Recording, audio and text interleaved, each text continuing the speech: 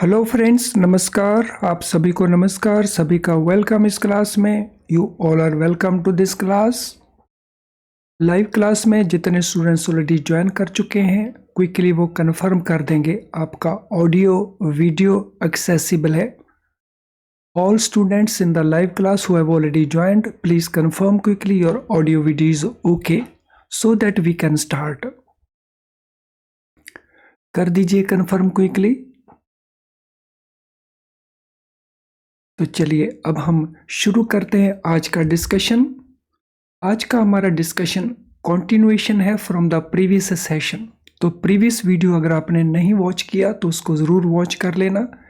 ये हमारी base building class है जिसमें हम मॉड्यूल ए में चैप्टर 3 जो KYC का चैप्टर है, कंसेप्ट को भी डिस्कस कर रहे हैं और क्वेश्चंस को भी डिस्कस करेंगे। तो चलिए शुरू करते हैं KYC पॉलिसी का डिस्कशन। KYC पॉलिसी के 4 एलिमेंट्स हमने नोट किए थे। उनमें एक एलिमेंट था कस्टमर आइडेंटिफिकेशन प्रोसीजर। अगर आपने इससे पहले वाले लेसन को प्रॉपरली वॉच किया तो क्या आप बता सकेंगे कि वो 4 एलिमेंट्स कौन कौन से हैं? So any answer, what are those 4 elements? वो 4 एलिमेंट्स कौन कौन से हैं? एक बार क्विकली उसको रिव्यू कर लेते हैं। वो 4 एलिमेंट्स कौन कौन से हैं? तो पहला एलिमेंट उसके अंदर हमारा था customer acceptance policy. Second element हमारा है customer identification procedure. Third element हमारा है मॉनिटरिंग ऑफ ट्रांजैक्शन और चौथा एलिमेंट है रिस्क मैनेजमेंट। सो CIP को हम इससे पहले लेसन में कर चुके हैं। अब हम बात कर रहे हैं CIP की, यानी customer identification procedure. CIP includes identifying and verifying identity by using reliable independent information। तो CIP इसमें हम क्या करते हैं? हम आइडेंटिफाई करते हैं और वेरीफाई करते हैं आइडेंटिटी को। किसके बेसिस के ऊपर? Reliable and independent sources, documents, data और इंफॉर्मेशन के बेसिस के ऊपर। तो उसके लिए हम क्या यूज करते हैं? अलग अलग हमारे सोर्सेज हैं, इंडिपेंडेंट सोर्सेज हैं, जिसमें डॉक्यूमेंट है, डेटा है और इंफॉर्मेशन है। Customer identification is required to be done in the following cases. कौन कौन से वो केसेस हैं जिसमें हमें CIP करना होगा? लेट अस सी दोस केसेस जहां पे कस्टमर आइडेंटिफिकेशन करना होगा। First, when we open account और establish account based relationship.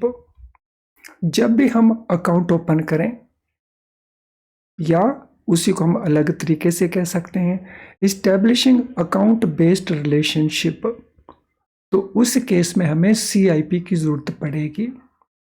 So this mean without CIP हम ये रिलेशनशिप मेंटेन नहीं कर सकते हैं। और सर्कमस्टांसेस कौन से हैं? Undertaking international transfers for non account holders. जो नॉन अकाउंट होल्डर्स हैं, जिनके हमारे साथ अकाउंट नहीं है, अगर उनके लिए हम कोई इंटरनेशनल ट्रांसफर्स करते हैं। सो इंटरनेशनल ट्रांसफर्स क्या है? रिमिटेंसेस हैं। सो रिमिटेंसेस आउटवर्ड इन स्पेशल केसेस। सो ये रिमिटेंसेस इनवर्ड भी हो सकती हैं और आउटवर्ड भी हो सकती हैं। उन केसेस में भी हमने CIP को कंप्लीट करना है। Next, if a doubt arises about authenticity of existing customer और एडिक्वेसी और correctness of information about the customer. अगर कोई एग्जिस्टिंग कस्टमर है, उसकी ऑथेंटिसिटी में जो भी हमने डॉक्यूमेंट दिए, अगर उसके बारे में कोई डाउट्स हैं, या वो एडिक्वेट नहीं है, या उनकी करेक्टनेस को लेकर के हमें कोई डाउट है, तो उस केस में भी हमने CIP करना है। अकाउंट ओपन करते समय वो भी करना है, इंटरनेशनल ट्रांसफर्स के लिए भी करना है, नॉन अकाउंट होल्डर्स के लिए। कहीं डाउट है ऑथेंटिसिटी के ऊपर या एडुकेसी के ऊपर या करेक्टनेस के ऊपर, तो उन केसेस में भी CIP करना है। Then selling any product including third party products loading reloading of prepaid और ट्रैवल कार्ड जहां वैल्यू ओवर 50,000 रुपीज़ हो। तो जब भी हम थर्ड पार्टी प्रोडक्ट्स को सेल करते हैं, इंश्योरेंस पॉलिसीज को सेल करते हैं, म्यूचुअल फंड यूनिट्स को सेल करते हैं, या हम लोड करते हैं या रीलोड करते हैं प्रीपेड कार्ड्स को या ट्रैवल कार्ड्स को जहां वैल्यू ओवर 50,000 रुपीज़ है, तो वहां पे भी CIP मैंडेटरी है। Carrying out a transaction or a series of connected transactions where value over 50,000 for a walk-in customer, तो वो कस्टमर जिनका हमारे साथ अकाउंट नहीं है, तो we call them walk in customer. Walk in customer के केस में अगर हम कोई ट्रांजैक्शन कंडक्ट करते हैं या एक से ज़्यादा ट्रांजैक्शंस कंडक्ट करते हैं जिनकी टोटल वैल्यू 50,000 से ऊपर है, ओवर 50,000 है, तो उन केसेस में भी हमने CIP को कंप्लीट करना है। When there is a doubt that a customer account based हो या वॉक इन हो is intentionally structuring transaction below threshold of ₹50,000। अगर हमें ऐसा डाउट लगता है कि कोई हमारा कस्टमर है, चाहे वो अकाउंट वाला कस्टमर है चाहे वो वॉक इन कस्टमर है, अगर वो 50,000 से नीचे की ट्रांजेक्शन करता है तो ये सोच करके कि वो पकड़ में नहीं आएंगी, यानी उनको ऐसे स्ट्रक्चर कर लेता है कि वो थ्रेशोल्ड से नीचे बनी रहें, तो उन केसेस में भी CIP को हमने करना है। तो देखिए कितने सारे सर्कमस्टांसेस हो गए जहाँ पे हमने CIP को करना है, और ये सारे के सारे हमारे क्वेश्चंस बनते हैं, इसीलिए इनको केयरफुली अंडरस्टैंड करना और फिर उनको याद रखना हमारे लिए ज़रूरी है। आई एम श्योर कि ये जो कुछ हमने डिस्कस किया ये आपको अच्छे से क्लियर हो चुका होगा। तो कोई क्वेश्चन अगर आपका है तो वो क्वेश्चन आप टाइप कर सकते हैं। सो जो लाइव क्लास में ऑलरेडी अवेलेबल हैं वो चैट बॉक्स में टाइप कर सकते हैं, जो लाइव क्लास में नहीं है वो वीडियो के कमेंट बॉक्स में अपने क्वेश्चन को टाइप कर सकते हैं, हम सूटेबली वहाँ से आंसर कर देंगे। यस, अगर आपका कोई क्वेश्चन है तो टाइप कर दीजिए, मैं वेट कर रहा हूँ आपके क्वेश्चंस के लिए।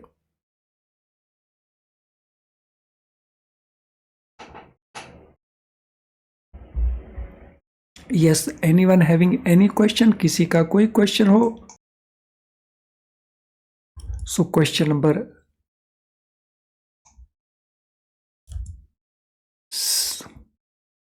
Any question? चलिए अब आगे चलते हैं। ड्यू डिलीजेंस प्रोसीजर क्या होता है? तो बार बार हम इस वर्ड को पढ़ते हैं, ड्यू डिलीजेंस प्रोसीजर, तो क्या क्या इसमें इंक्लूड होता है अब हम उसको देख लेते हैं। Customer due diligence includes number 1 customer identification and obtaining information about customer location, customer activity, purpose for which banking service will be used। तो इन सभी एस्पेक्ट को कहते हैं ड्यू डिलीजेंस। कस्टमर को आइडेंटिफाई करना, इंफॉर्मेशन या डॉक्यूमेंट लेने रिगार्डिंग कस्टमर्स लोकेशन जिसमें हम एड्रेस डॉक्यूमेंट मांगते हैं, कस्टमर की एक्टिविटी या पर्पस जिसके लिए वो पर्टिकुलर सर्विस अवेलेबल की जा रही है। Depending upon the risk perceived from the customer, information on the nature of business activity, location, mode of payments, volume of turnover, social and financial status etc. is collected for completing profile of the customer। तो इस purpose के लिए हमने customer का एक profile create करना है, और उस प्रोफाइल को कंप्लीट करने के लिए हमें क्या चाहिए। कस्टमर से हमें रिस्क किस प्रकार का है उसको लेकर के हम इंफॉर्मेशन कॉल करेंगे। फॉर एग्जांपल अगर हम इंडिविजुअल के लिए अकाउंट ओपन करते हैं तो रिस्क अलग है, अगर हम पॉलिटिकली एक्सपोज्ड पर्सन का अकाउंट खोलते हैं तो रिस्क अलग है, NRI के केस में रिस्क अलग है, कंपनी के केस में रिस्क अलग है। So depending upon that risk perception हम इंफॉर्मेशन उसी प्रकार से ही मांगेंगे। सो information nature of business activity, location, payments वो कैसे करेंगे, उनका वॉल्यूम ऑफ टर्नओवर कैसे होगा, उनका सोशल स्टेटस क्या है, उनका फाइनेंशियल स्टेटस क्या है, उनके बेसिस के ऊपर हम इस इंफॉर्मेशन को कलेक्ट करते हैं और प्रोफाइल को कंप्लीट करते हैं। Basic documentary requirements for various type of customer entities. तो बेसिक डॉक्यूमेंट्री हम इंफॉर्मेशन मांगते हैं for various type of customer entities.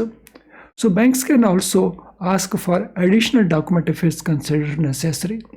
अगर बैंकों को लगता है कि कस्टमर के प्रोफाइल को उनके रिस्क परसेप्शन के पॉइंट ऑफ व्यू से हमने कंप्लीट करना है, हमें कुछ एडिशनल डॉक्यूमेंट्स चाहिए, तो those document can also be obtained. अब हम देखेंगे इसके बेसिस के ऊपर हमारे क्वेश्चंस क्या क्या हैं। What is purpose of customer identification. Customer identification का पर्पस क्या है? To verify identity of the customer, to collect information about customer's location, to complete profile of the customer, to obtain information about customer activity।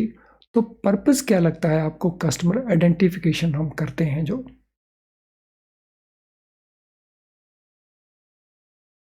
So what appears to be purpose? तो purpose है customer का जो verification है identity का, उसको पूरा करना। When a customer identification are required, so customer की आइडेंटिफिकेशन की ज़रूरत हमें क्यों पड़ती है? While opening account or establishing account-based relationship, when customer is intentionally structuring transaction below threshold of rupees 50,000, when doubt arises about authenticity of an existing customer, or all the above cases। तो किन cases में customer identification required है? Question number 2, what will be the answer? क्या answer बनता है question number 2 के लिए?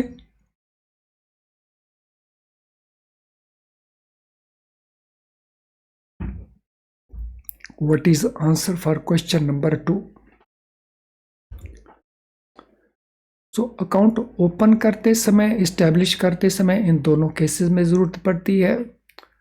Intentionally customer structure करते हैं ट्रांजैक्शन को बिलो 50,000, तो उस केस में भी ज़रूरत पड़ती है। डाउट अराइज होता है ऑथेंटिसिटी को लेकर के, तब भी ज़रूरत पड़ती है। यानी ये सारे के सारे ही ऑप्शन हमारे करेक्ट ऑप्शंस है। ऑप्शन आंसर हो गया हमारा D. What is threshold value for CDD procedure for loading reloading of prepaid और travel cards. So value threshold कितना है, यानी अमाउंट कितना है CDD प्रोसीजर के लिए जब हम कार्ड्स को लोड करते हैं या रीलोड करते हैं? 50,000, 40,000, 30,000 या 20,000? बहुत ही आसान सा आंसर है, ऑलरेडी हमने अंडरस्टैंड किया है। So it is 50,000 rupees. What is purpose of customer due diligence. Customer का जो ड्यू डिलीजेंस हम करते हैं उसके पीछे पर्पज क्या है? कस्टमर की आइडेंटिटी को वेरीफाई करना, इंफॉर्मेशन कलेक्ट करना about customers location, complete profile of the customer, या असेस करना risk posed by the customer. तो कस्टमर ड्यू डिलीजेंस का पर्पस क्या है, तो ये हमने बताना है। What is the purpose?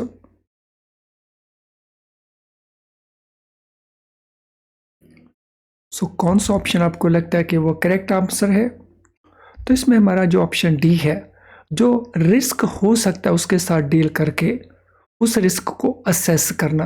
तो ये पर्पज है कस्टमर ड्यू डिलीजेंस का, to assess risk posed by the customer.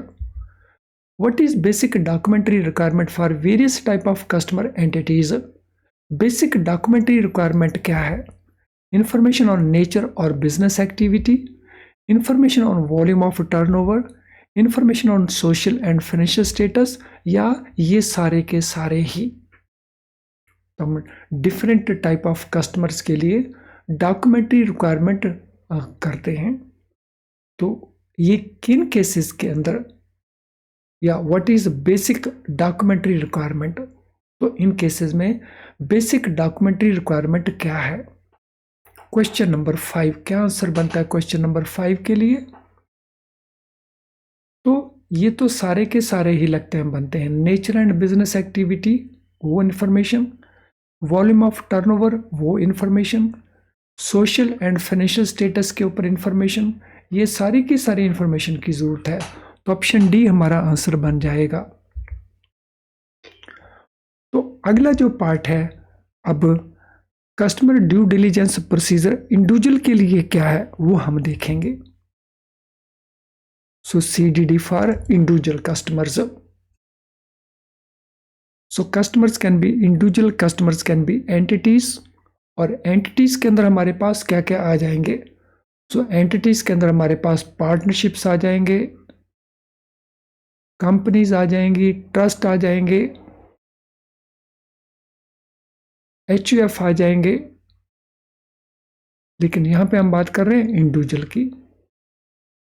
तो इंडिविजुअल के लिए रिक्वायरमेंट हमारी क्या क्या है। Documents will be obtained from individuals associated with the bank in any of the under mentioned capacities। तो इंडिविजुअल के डॉक्यूमेंट आप ऑब्टेन करेंगे अगर वो इंडिविजुअल बैंक के साथ रिलेटेड है इनमें से किसी भी कैपेसिटी के अंदर। तो देखें वो कौन कौन सी कैपेसिटीज हैं, कौन कौन सी वो सिचुएशंस हैं जिनमें हम इंडिविजुअल से वो इंफॉर्मेशन ऑब्टेन करेंगे। Person entering in an account based relationship.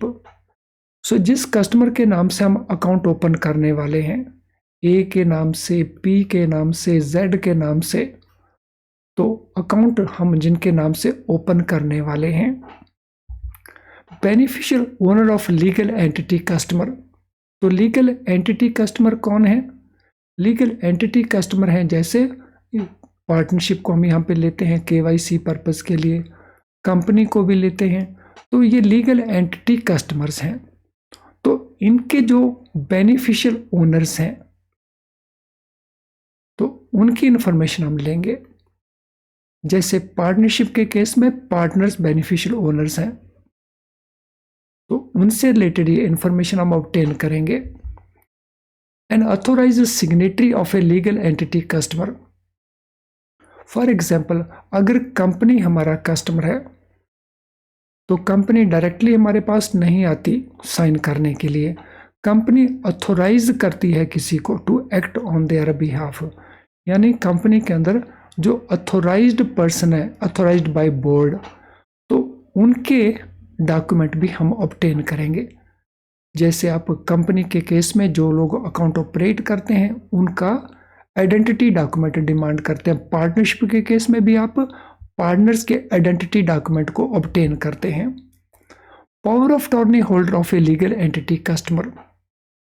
अगर किसी लीगल एंटिटी ने, पार्टनरशिप ने, ट्रस्ट ने, HUF ने, कंपनी ने किसी को पावर ऑफ टॉर्नी दिया है तो उन केसेस में भी हम ये डॉक्यूमेंट यानी CDD को फॉलो करेंगे। अब हम बात करेंगे डॉक्यूमेंट की रिक्वायरमेंट क्या क्या इंडिविजुअल केसेस के अंदर। सो दैट मीन जब हम इंडिविजुअल का अकाउंट ओपन करेंगे तो क्या क्या डॉक्यूमेंट रिक्वायरमेंट्स हैं। सो वन है आधार नंबर। आधार नंबर हमें सभी सर्कमस्टांसेस में नहीं चाहिए, तो किन केसेस में चाहिए? इफ बेनिफिट और subsidy from central government is to be received in the account of the customer और customer is voluntarily providing Aadhaar number. तो दो सिचुएशंस होंगी आधार नंबर जहां कस्टमर हमें प्रोवाइड करेंगे। एक, जब वो वॉलेंटरली हमें आधार नंबर प्रोवाइड कर रहा है। दूसरा, जहां कस्टमर को कोई बेनिफिट मिला है या सब्सिडी मिली है सेंट्रल गवर्नमेंट से, तो जो हम DBT अकाउंट कहते हैं, डायरेक्ट बेनिफिट ट्रांसफर अकाउंट्स, तो उन केसेस में, तो इन केसेस में तो ये मैंडेटरी हो गया बेनिफिट्स वाले केसेस के अंदर। और वॉलंटरली अगर कोई कस्टमर देता है तो वो वॉलंटरली बेसिस के ऊपर हो गया। A certified copy of officially valid document containing details of identity and address or equivalent e-document of any OVD। तो हमें चाहिए OVD जो डॉक्यूमेंट कस्टमर ने प्रोवाइड करना है। आधार किन केसेस में चाहिए? केवल इन केसेस में। अदरवाइज कस्टमर क्या प्रोवाइड करेगा? कस्टमर प्रोवाइड करेगा OVD। OVD में क्या क्या होना चाहिए? नंबर 1 आइडेंटिटी होनी चाहिए, नंबर 2 उसका लोकेशन दैट इज एड्रेस होना चाहिए। For certified copies original document will be verified. तो जब हम सर्टिफाइड कॉपी लेंगे, ओरिजिनल डॉक्यूमेंट को वेरीफाई किया जाएगा और उनका सेल्फ सर्टिफिकेशन करवाया जाएगा। So self-certified copy duly authenticated by officer of the bank stating verified with the original will be obtained। तो ये हमने obtain करना है। तो ये KYC का जो डायरेक्शंस हैं 2016 की, उनका डिटेल हम यहाँ पे डिस्कस कर रहे हैं। In case of NRI customers, non resident Indians या person of Indian origin customer, copy of the document certified by any of specified authorities as listed below should be obtained in original। तो अगर वो customer NRI है या वो customer person of Indian origin है, तो उनके केसेस में हम जो डॉक्यूमेंट की कॉपी लेंगे वो सर्टिफाइड कॉपी होनी चाहिए। और सर्टिफाई कौन करेगा? Specified authority. उसको हमने लेना है, ओरिजिनल के साथ हमने उसको वेरीफाई करना है। तो अब देख लेते हैं वो अथॉरिटीज कौन कौन सी हैं। Authorised official of overseas branches of scheduled commercial banks registered in India. जो अथोराइज्ड ऑफिशियल है overseas branches of scheduled commercial bank registered in India, India के जो बैंक्स हैं उनके जो ओवरसीज ब्रांचेस हैं उनके authorised official. Branches of overseas banks with whom Indian banks have relationship. अगर इंडियन बैंकों का अपना ब्रांच नहीं है तो वहाँ कॉरस्पॉन्डेंट बैंक होंगे उन बैंकों के, उनकी ब्रांचेस भी ऐसा कर सकती हैं। नोटरी पब्लिक अब्रॉड, कंट्री के बाहर नोटरी पब्लिक, वो ये सर्टिफिकेशन कर सकते हैं। कोर्ट मैजिस्ट्रेट आउटसाइड कंट्री, जज, इंडियन एम्बेसी और consulate general in country where the non resident customer lives. तो ये सारे के सारे वो लोग हैं जो सर्टिफाई कर सकते हैं कॉपी ऑफ द डॉक्यूमेंट्स। वो कॉपी ऑफ द डॉक्यूमेंट हम लेंगे और ओरिजिनल हम उसके साथ लेकर के वेरीफाई करेंगे। For E document digital signature will be verified. अगर वो ई डॉक्यूमेंट है तो डिजिटल सिग्नेचर को वेरीफाई करेंगे। वन रीसेंट फोटोग्राफ, तो इन डॉक्यूमेंट में कोई एक डॉक्यूमेंट लेंगे, यानी यहां से लेकर के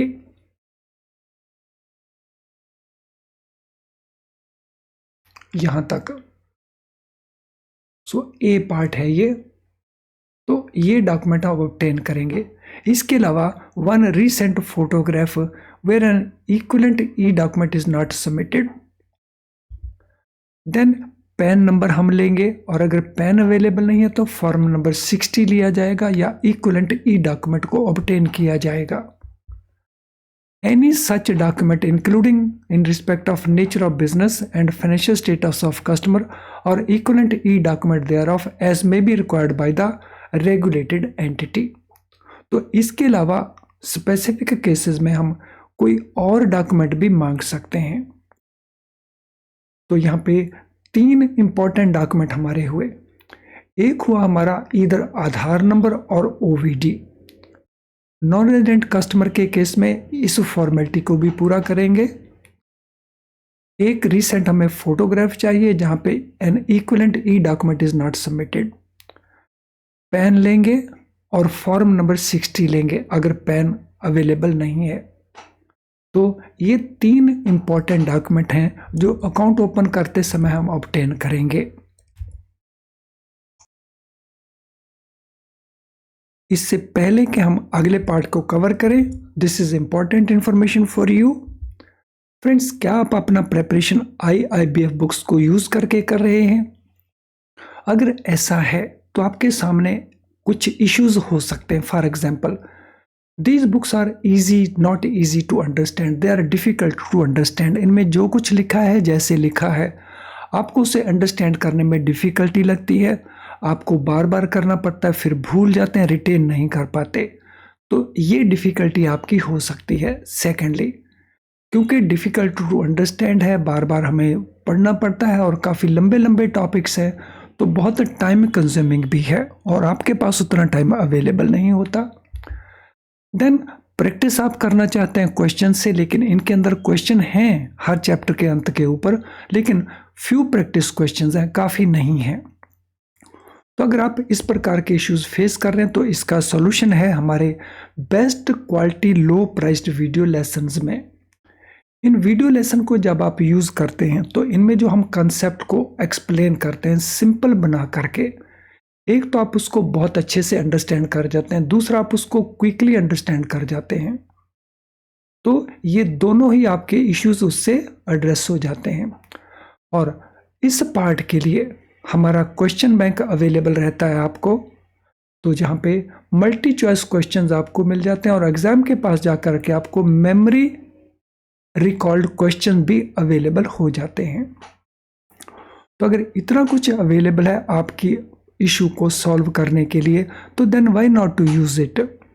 ये अवेलेबल है हमारी ऐप के अंदर या अवेलेबल है हमारी वेबसाइट के थ्रू, तो इनको यूज़ करें और अपने सक्सेसफुल होने की जो पॉसिबिलिटीज़ हैं उनको इंक्रीज करें। तो चलिए अब हम चलते हैं अगले पार्ट के ऊपर। ऑफिशियली वैलिड डॉक्यूमेंट्स कौन कौन से हैं? तो कई स्टूडेंट्स को इनको लेकर के कंफ्यूजन रहता है। So there are 6 officially valid documents. पहले तो ये हमें पता हो कि कितने डॉक्यूमेंट्स हैं। So at present we have 6 officially valid documents. कौन कौन से हैं? नंबर 1 पासपोर्ट, और ध्यान रखना है ये KYC पर्पस के लिए है। Passport, driving licence, proof of possession of Aadhaar number, voter I card issued by election commission of India, job card issued by मनरेगा duly signed by officer of the state government, and letter issued by national population register containing details of name and address. तो इन 6 में से आपके पास कोई भी अगर document available है तो वो डॉक्यूमेंट दे करके हम अकाउंट ओपन कर सकते हैं। इसके अलावा जिन लोगों को सब्सिडी गवर्नमेंट से लेनी है, सेंट्रल गवर्नमेंट से, DBT वाले अकाउंट, उनमें आधार मैंडेटरी है।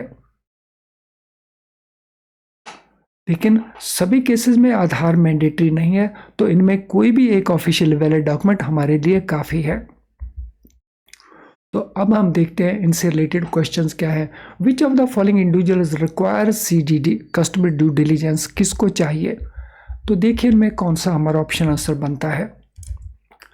Person entering into account based relationship, beneficial owner, authorise signatory, ये तो सभी केसेस लगते हैं जिसमें हमें CDD करना होगा। तो ऑप्शन डी हमारा आंसर बन जाएगा। What is requirement of Aadhaar number, Aadhaar की रिक्वायरमेंट किन केसेस में है? Mandatory for all customers, required if customer is voluntary providing it, required only if customer is non resident, required if customer is receiving benefit और subsidy from the central government. हमने बताना है requirement किस case के अंदर है। In which cases it is mandatory. Virtually हम कह सकते हैं मैंडेटरी किन केसेस में है। So it is mandatory in case where customer is receiving benefit और subsidy from the central government. तो ऑप्शन डी हमारा आंसर बन जाएगा। What is requirement of certified copy of officially valid document, certified copy official valid document की requirement क्या है? For all customer it is required, only for voluntarily providing it उनके लिए, required if customer is non resident और person of Indian origin, या required only government, या ये subsidy benefit customer receive कर रहा है फ्रॉम सेंट्रल गवर्नमेंट। तो certified copy of any official valid document किन से हमें चाहिए? सो it is required for all customers, ये हमें सभी कस्टमर से चाहिए और ये सेल्फ सर्टिफिकेशन हो सकता है।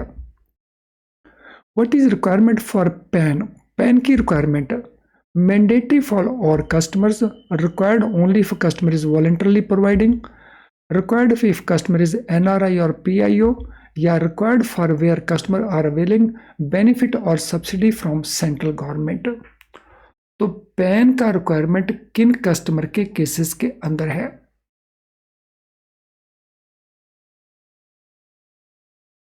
तो it is mandatory for all customers, हमने मैंडेटरी बेसिस के ऊपर इसको लेना है। लेकिन जिन कस्टमर के पास इट इज़ नॉट अवेलेबल, तो उनसे हमने क्या लेना है? Yes, any answer for that? So those persons who are not able to provide us PAN because they do not have PAN number, तो उनको एक डेक्लेरेशन देना होगा। फॉर्म 60 के ऊपर वो डेक्लेरेशन होगा। इनकम टैक्स रूल्स में ये फॉर्म 60 है जो उनको सबमिट करना होगा। फ्रेंड, आज की क्लास के रिलेटेड अगर आपका कोई भी क्वेश्चन है तो इस वीडियो के कमेंट बॉक्स के अंदर अपने क्वेश्चन को आप टाइप कर सकते हैं, हम उसको सूटेबली आंसर करेंगे। अगर आपकी कोई जनरल क्वेरी है तो ये हमारा ईमेल आईडी है, तो इस ईमेल आईडी के ऊपर हमें मेल कर सकते हैं। आज का सेशन अगर आपको यूजफुल नहीं लगा तो आप डिसलाइक ज़रूर कर दें, लेकिन अगर आपने हाफ एन आवर से ज़्यादा टाइम स्पेंड किया है और यूजफुल लगा है तो फिर इसको लाइक कर दें, क्योंकि आपका लाइक करना मीन्स YouTube इस वीडियो को और बहुत सारे लोगों को दिखाने की कोशिश करता है, जिससे बहुत सारे और स्टूडेंट को बेनिफिट मिल जाता है। इसके लिंक को शेयर कर सकते हैं अपने फेसबुक पेज के ऊपर, अपने व्हाट्सएप ग्रुप में या कहीं और, ताकि आपके कोलीग्स, आपके फ्रेंड्स भी इस बेनिफिट को ले सके। चैनल अगर आपने सब्सक्राइब नहीं किया तो हमारे कई सारे लेसन आप मिस कर रहे होंगे, तो चैनल को सब्सक्राइब करें, वो भी बेल आइकन पुश करके। जब तक आप बेल आइकन साथ में पुश नहीं करेंगे हमारे नोटिफिकेशन तुरंत आपको नहीं मिलने वाले, तो कर दीजिए। चलिए आज के सेशन को अब हम वाइंड अप करेंगे। Thank you friends and all the very best.